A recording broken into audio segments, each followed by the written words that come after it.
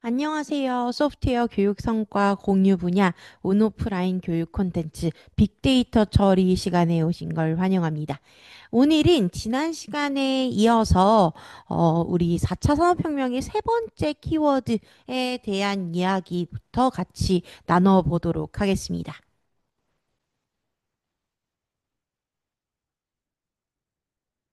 우리 지난 시간에 4차 산업혁명에 대한 이야기를 하면서 첫 번째 키워드 초연결, 두 번째 키워드 초지능에 대한 이야기들을 함께 나눠봤었는데요. 마지막 세 번째 키워드 초융합이라고 하는 키워드를 이제 오늘 이야기해 보도록 하겠습니다. 초융합이라고 하는 거는 말 그대로 많이 다양하게 융합되어 있다라고 말씀드릴 수 있을 것 같은데요.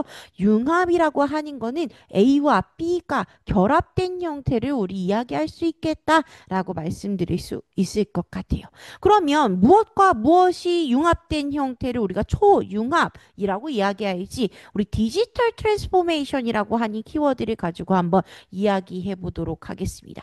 우리가 가지고 있던 기존의 전통적인 산업이 ICT 기술과 결합되면서 새로운 형태, 융합된 형태의 산업으로 변화하는 것을 우리가 초융합이라고 이야기할 수 있을 것 같은데요.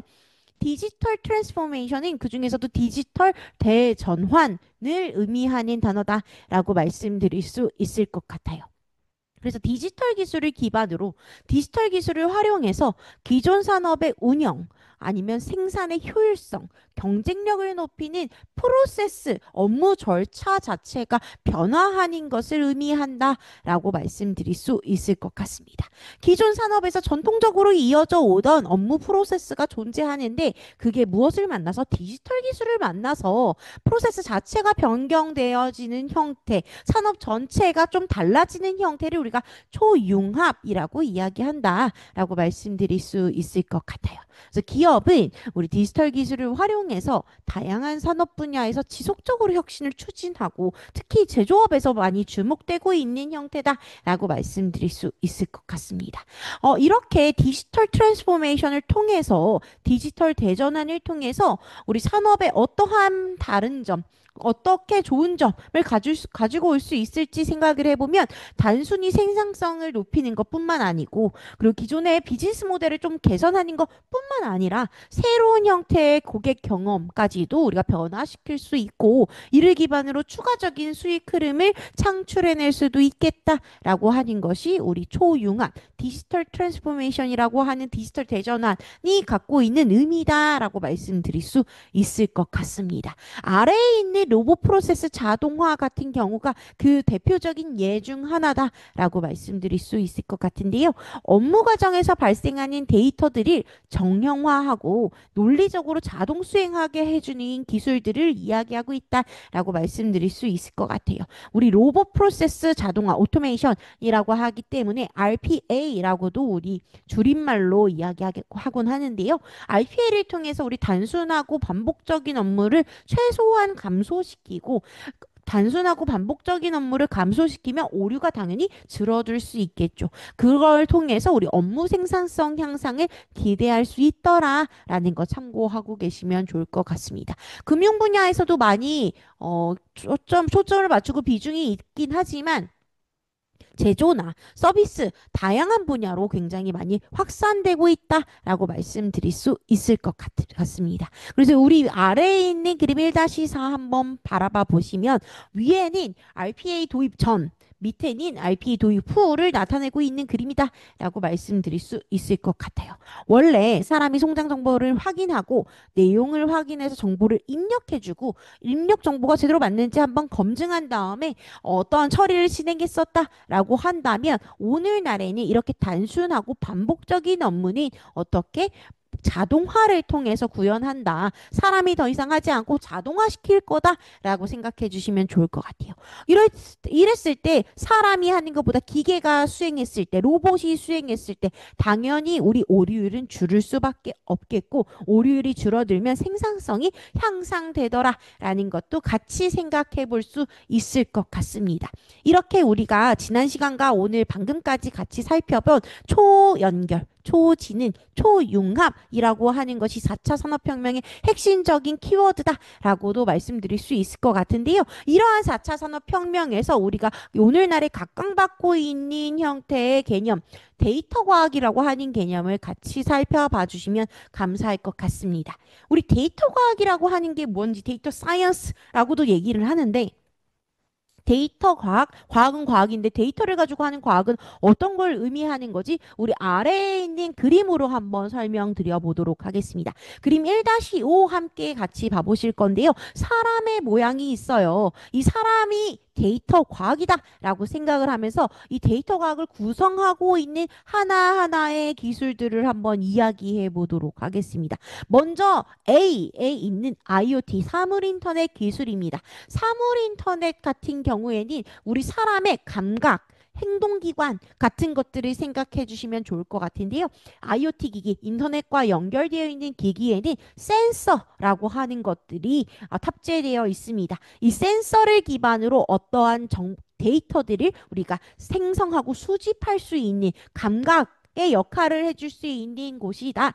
있는 기술이다라고 말씀드릴 수 있을 것 같아요. 그럼 IoT 기술을 통해서 우리가 감각을 계속 우리 오감이라고 하는 것처럼 다양한 형태의 감각을 계속 생성해내고 수집해냈다라고 한다면 이거 우리 어디로 보내줘야 돼요? 머리로 보내줘야 됩니다. 뜨거운 감각을 내가 느꼈다면 뜨거워 하면서 손을 뗄 수 있는 이러한 우리 행동을 해야 되기 때문에 내가 느낀 이 감각, IoT 기기를 통해서 이 느낀 감각들은 어디로? 우리 머리로 보내줘야 되는데요. 보내주는 그 경로, 인터넷, 5G 기술로 구현할 수 있다라고 말씀드릴 수 있을 것 같습니다.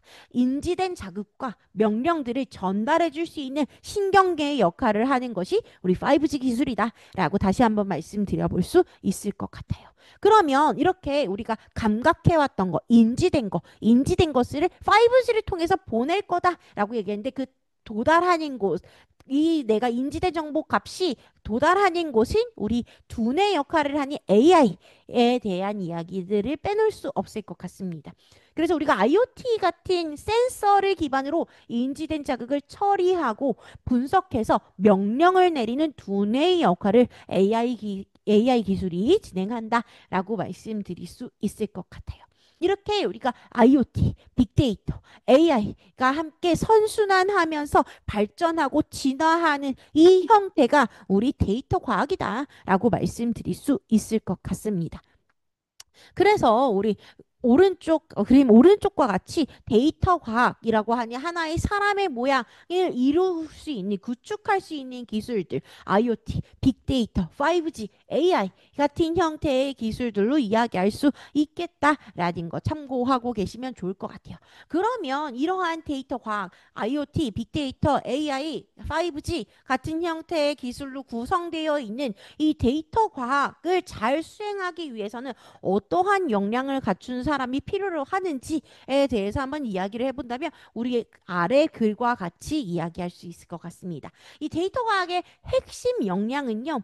우리 언제부터 많이 화두가 되고 있었냐면 우리 2020년에는 모든 산업 분야 가운데 3분의 1 이상이 복합 문제를 해결하는 능력이 필요로 하다라고 이야기하고 있습니다. 문제가 발생하고 그 문제를 해결할 수 있는 능력이 필요로 한데 단순한 문제가 생기지 않고 복합적인 문제가 발생할 거고 복합적인 문제이기 때문에 당연히 그것을 해결하는 능력 또한 우리가 융복합적으로 제한할 수 있어야 된다라는 이야기를 하고 있는 건데요. 그거에 대한 핵심 역량, 우리 기초문해 6가지를 함양하고 있어야 된다. 문해, 수해, 과학문해, ICT문해, 재정문해, 문화 및 시민문해와 같은 문해력을 갖고 있어야 된다라고 이야기하고요. 복합 문제를 대하는 방법에 관해서 우리 비판적인 사고를 할 수 있어야 되고 문제 해결 역량, 창의성, 의사소통, 협력과 같은 역량들을 함양하고 있어야 된다라고 이야기할 수 있을 것 같습니다.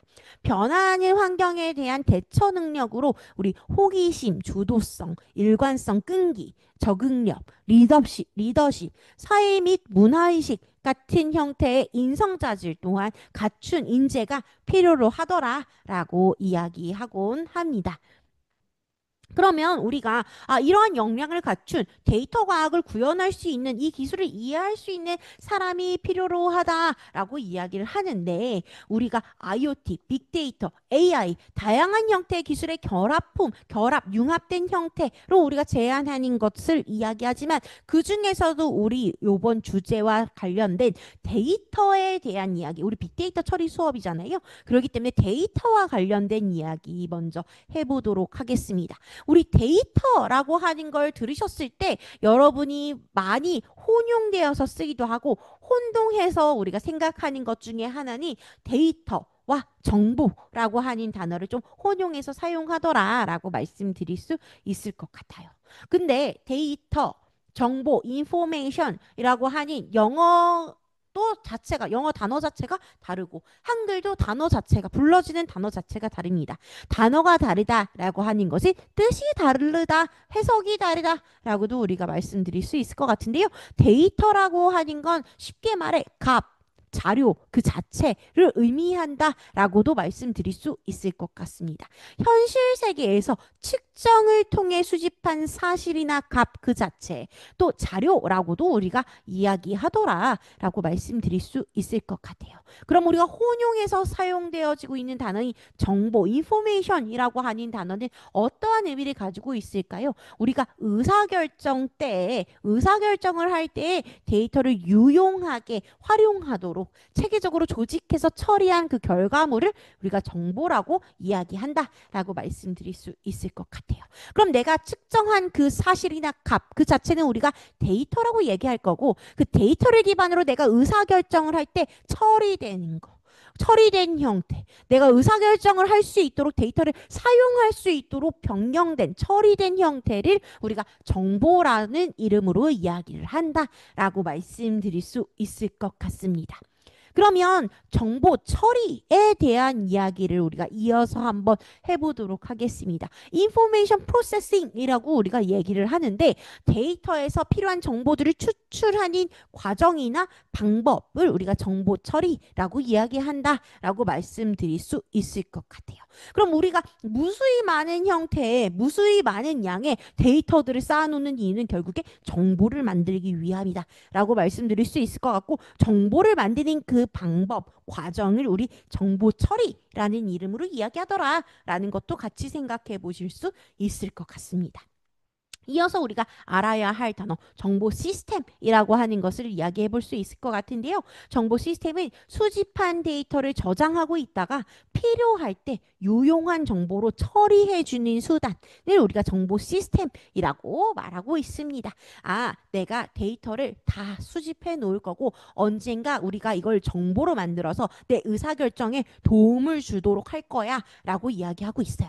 그래서 수집한 데이터를 저장하고 관리하고 있다가 필요시에 요청할 때, 원할 때, 요구에 의해서 우리가 유용한 정보, 필요한 정보로 만들어준 그 수단 자체를 시스템이라고 얘기하고 그 과정을 정보 처리라고 이야기하더라라는 거 생각해 주시면 감사할 것 같습니다. 이어서 데이터베이스라고 이야기하는 거니 유용하고 활용도가 높은 정보를 정확히 추출할 수 있도록 데이터를 대신 관리해 주는 것을 우리가 데이터베이스다라고 이야기하고 있어요.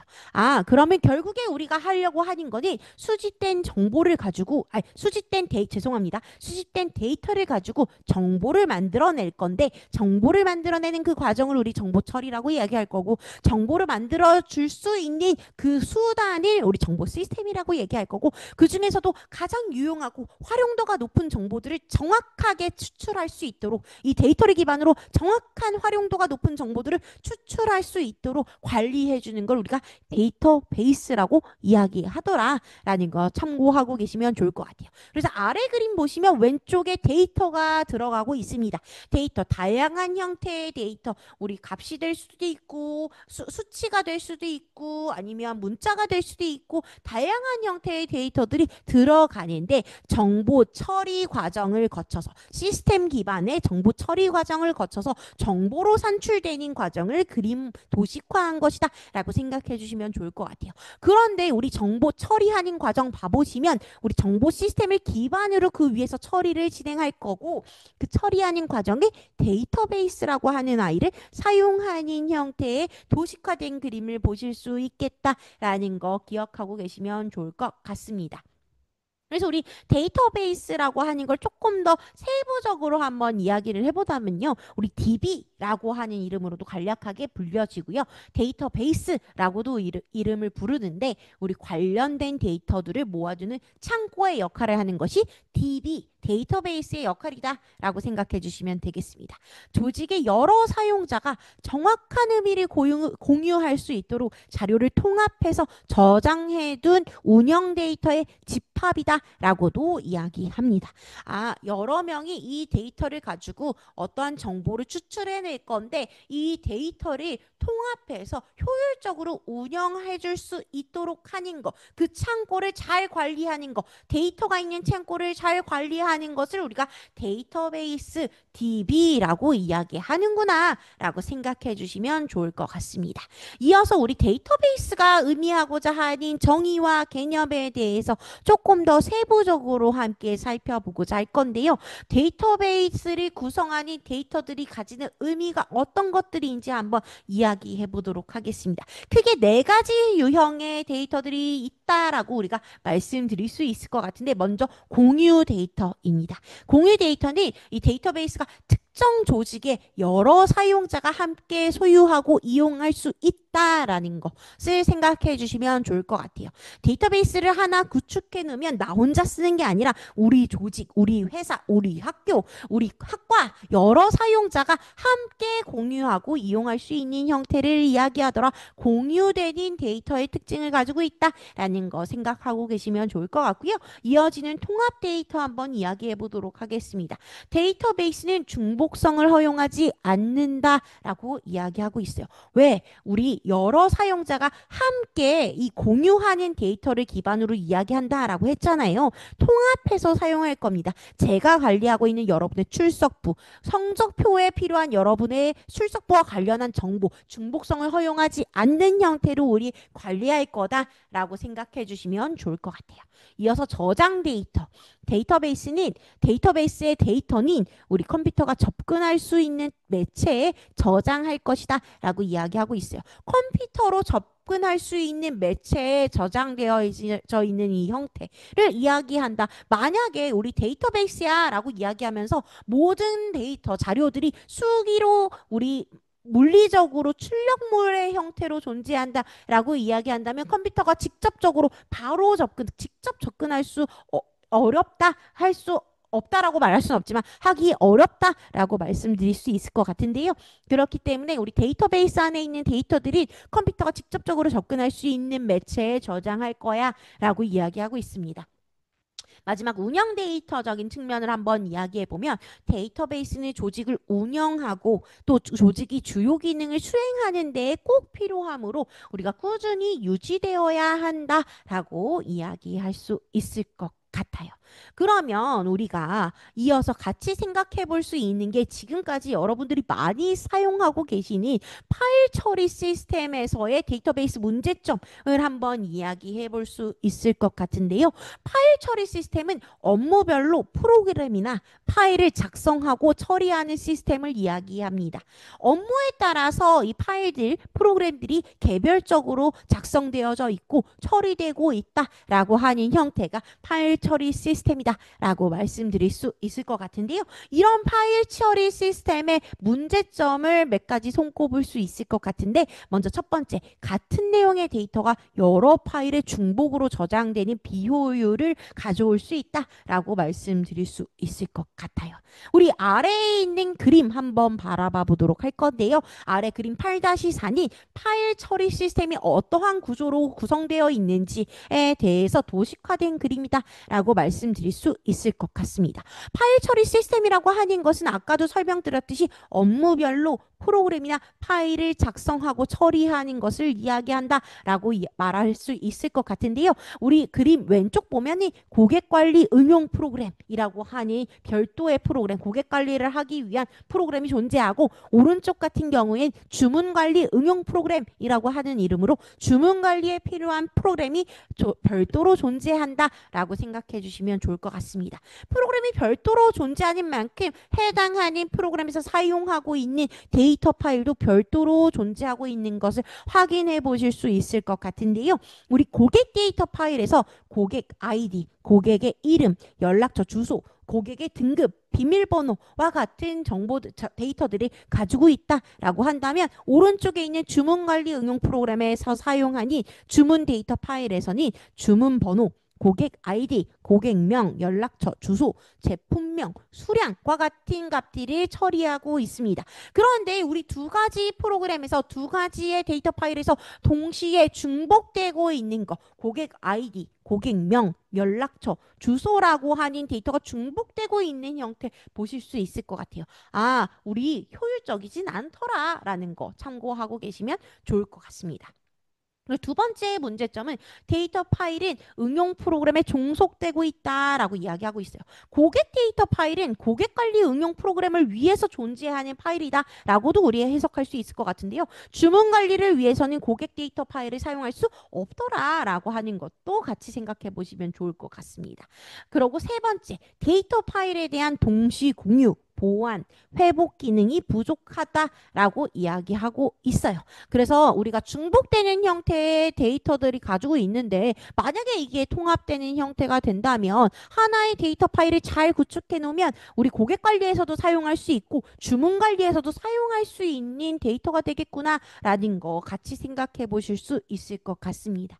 이어서 응용 프로그램 개발이 쉽지 않다. 왜? 데이터가 종속적이잖아요. 그렇기 때문에 응용 프로그램 하나를 만들기 위해서는 필요한 데이터가 무엇인지 먼저 식별할 수 있어야 되는 과정이 무조건 거쳐야 된다라는 것도 같이 참고하고 계시면 좋을 것 같습니다. 그래서 이렇게 전통적으로 우리가 사용해오던 파일 처리 시스템이라고 하는 것에 좀 제한점, 한계점, 문제점들이 있어서 이것을 우리 데이터베이스라고 하니 데이터를 처리해줘서 정보를 잘 추출해낼 수 있도록 만들어주는 그 운영하는 창고를 잘 만들어보자 라고 하는 게 이 데이터베이스라고 생각해 주시면 좋을 것 같습니다. 그래서 우리 데이터베이스라고 하는 것의 특징을 먼저 이야기를 해보면요. 실시간으로도 접근 가능하고 지속적으로 빠르게 업데이팅 변화가 되고 동시에 공유할 수 있고 내용을 참조할 수 있는 기능을 이야기하는 것이 우리 데이터베이스라고 하는 기술이다, 기능이다 라고도 말씀드릴 수 있을 것 같아요. 그래서 우리가 4차 산업혁명 아까도 이야기했지만 초지능화를 구현해주기 위한 원료로서 데이터가 반드시 필요로 한데, 그 데이터를 기반으로 학습을 잘 시키고 데이터를 기반으로 좋은 정보, 내가 필요한 정보를 추출해내고 하기 위해서는 내가 수집하고 생성했던 많은 양의 데이터, 또 다양한 유형의 데이터들을 잘 관리하는 방법을 생각해야겠다. 그 관리하는 방법을 우리가 빅데이터라고 이야기하더라라는 거 같이 생각해 보시면서 바라봐 주시면 감사할 것 같습니다. 그래서 이어서 우리가 이야기해 볼 내용은요. 데이터베이스 관리 시스템 DBMS라고 하는 개념을 한번 이야기해 보도록 하겠습니다. DBMS라고 하는 건 데이터베이스 매니지먼트 시스템이라고 우리가 얘기하면서 DBMS라고 하는 약자로 우리가 부르곤 하는데요. 데이터베이스에 대한 전반적인 관리를 담당하는 소프트웨어를 우리가 DBMS다라고 이야기합니다. 데이터베이스의 데이터를 통합해서 저장하고 이를 관리하고 응용 프로그램을 대신에 데이터베이스에 존재하는 데이터들을 검색하고 삽입 업로드하고 삭제하고 수정할 수 있는 기능을 수행하는 하나의 소프트웨어를 우리 DBMS다라고 부르더라라는 거 생각해 보시면 좋을 것 같아요. 그래서 우리 아래에 있는 그림 한번 살펴볼 건데요. 맨 아래 노란색으로 원기둥 있는 형태 데이터베이스를 나타내고 있습니다. 데이터베이스 안에서는 등급, 비밀번호, 주문번호, 고객 아이디, 고객명 이런 데이터들이 각각 있을 거예요. 데이터들이 있을 거고 일부 데이터는 공유되는 형태, 다양한 업무에서 공유되는 형태의 데이터가 있을 수도 있고 아니면 고유한 업무를 수행하기 위한 별도의 공유되지 않는 데이터가 있을 수도 있겠다라고 도식화되어서 설명하고 있습니다. 이 데이터베이스는 무엇을 통해서 DBMS를 통해서 응용 프로그램에 전달되어서